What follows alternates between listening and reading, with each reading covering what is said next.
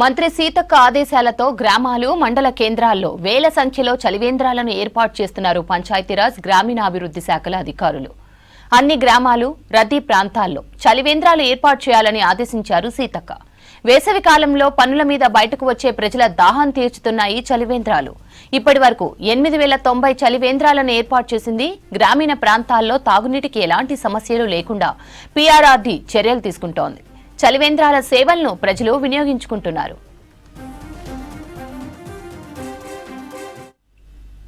పీఆర్ఆర్డీ సొంత నిధుల నుంచి 31 జిల్లాల కలెక్టర్లకు ₹1 కోటి చొప్పున ప్రత్యేక నిధులు కేటాయించింది. అత్యవసర తాగునీటి అవసరాల కోసం ఈ ప్రత్యేక నిధిని వెచ్చించనున్నారు కలెక్టర్లు. గతంలో ఫైనాన్స్ శాఖ నుంచి ప్రత్యేక నిధుల కోసం అనుమతులు ఇచ్చేవారు. కానీ ఏ ఒక్క ఏడాది నిధులు విడుదల చేసిన దాఖలాలు లేవు. దీన్ని దృష్టిలో పెట్టుకుని ఇప్పుడు అత్యవసర తాగునీటి అవసరాల కోసం పీఆర్ఆర్డీ సొంత నిధులు కేటాయించింది. ఏదైనా సమస్యతో మిషన్ భగీరథ నీరు అందకపోయినా తమకు కేటాయించిన ప్రత్యేక నిధి ఖర్చు చేసి ప్రజలకు నీటి కష్టాలు రాకుండా కలెక్టర్ చర్యలు తీసుకోనున్నారు.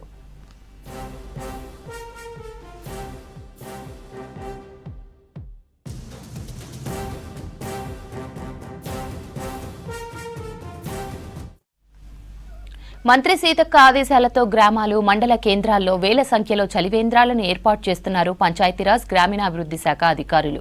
అన్ని గ్రామాలు రద్దీ ప్రాంతాల్లో చలివేంద్రాలు ఏర్పాటు చేయాలని ఆదేశించారు సీతక్క. వేసవి కాలంలో పనుల మీద బయటకు వచ్చే ప్రజల దాహం తీర్చుతున్నాయి చలివేంద్రాలు. ఇప్పటి వరకు 8,090 చలివేంద్రాలను ఏర్పాటు చేసింది. గ్రామీణ ప్రాంతాల్లో తాగునీటికి ఎలాంటి సమస్యలు లేకుండా పీఆర్ఆర్డీ చర్యలు తీసుకుంటోంది. చలివేంద్రాల సేవలను ప్రజలు వినియోగించుకుంటున్నారు.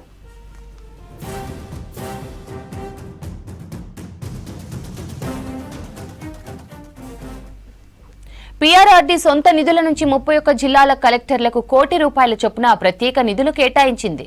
అత్యవసర తాగునీటి అవసరాల కోసం ఈ ప్రత్యేక నిధిని వెచ్చించనున్నారు కలెక్టర్లు.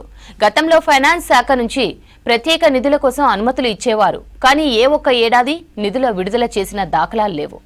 దీన్ని దృష్టిలో పెట్టుకుని ఇప్పుడు అత్యవసర తాగునీటి అవసరాల కోసం పీఆర్ఆర్డీ సొంత నిధులు కేటాయించింది. ఏదైనా సమస్యతో మిషన్ భగీరథ నీరు అందకపోయినా తమకు కేటాయించిన ప్రత్యేక నిధిని ఖర్చు చేసి ప్రజలకు నీటి కష్టాలు రాకుండా కలెక్టర్ చర్యలు తీసుకోనున్నారు.